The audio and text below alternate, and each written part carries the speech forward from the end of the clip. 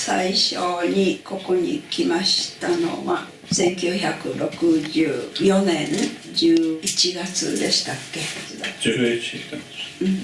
私は外務省に勤めておりまして、外務省の文化科っていうところなんですけど、学友会っていう外国人の日本語奨励のために外人を入れた学校を作ってました。そこに彼がいました。I originally went to do judo in Japan. Obviously the judo used Japanese terms, so I thought best to go to a school and learn Japanese. That school was connected to the Gaimusho. Whenever we had a holiday, the Gaimusho people used to come with it. I met such good. 武道会っていうところで柔道や合気道を教えたり BJ ヨーロッパの一番古い柔道部1918年設立した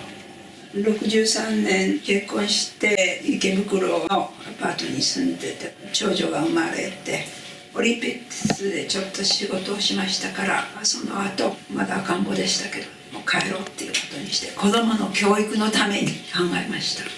船に乗ったりなんかしましたけどポーランドやチェコスロバキアそういうところから来た若いオリンピック選手たちと帰ったのを覚えてます。ナホとかカバロフスクからモスクワとかねカバロフスクから飛び立って何時間かして飛行機が危ないっていうことで不時着したのがノボシビルスクでした。のっぱらの真ん中などに不時着したんだと思います。急遽、乗客の処理のためにそこいらの農家を使ったんだと思いますが牛小屋の隣でヘイスタックなどがいっぱいあってそして汚くてねでも風をしのぎますから入ったんですけど水もなければ食べ物もありませんしお客さんたちは助け合うこともしたと思いますけどミルクが乏しくなっておむつが切れて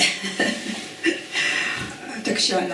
津の漁村から旗をもらってきてたんですね。木な染め旗を作りますね。でそういうのきれいなのをお土産にもらってたんです。それを切って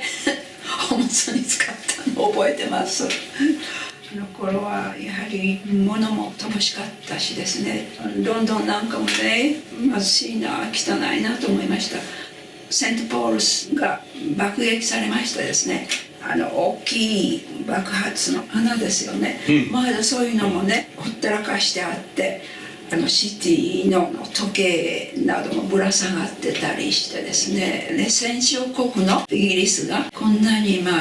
復興してないのかってかわいそうになりました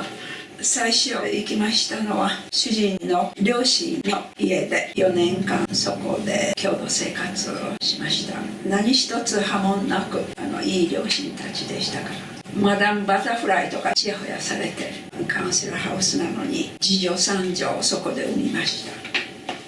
最初私は大使館のですね文化情報局っていうのが別館にありましたですね私は教員免許持ってますので最初大使館の子どもたちだったと思います。それからビジネスマンの子どもたち日本語を忘れないために日本教育しようっていうんでですねで教え始めました。いやそこに教えに来てたまず東大の先生と仲良くなりました。あんたに日本語を教えられるんだったらソアスに来て日本語を教えろって言ってくれてその頃外務省の観光生の日本に行く若者たちもソースで教えてましたから私は外務省の関係なものですから外務省の子どもたちも教えました。文部省から派遣された小鴨さんという人が来まして学校を作ったんですね。それが関連の学校の始まりだと思います。何しろそういうことの一番初めにいてちょこちょこしてたのが私です。で間に私は日本からも引っ張られてなんつったって自分が行きたいから行くんですけど23の大学から引っ張られまして外国事情を話すような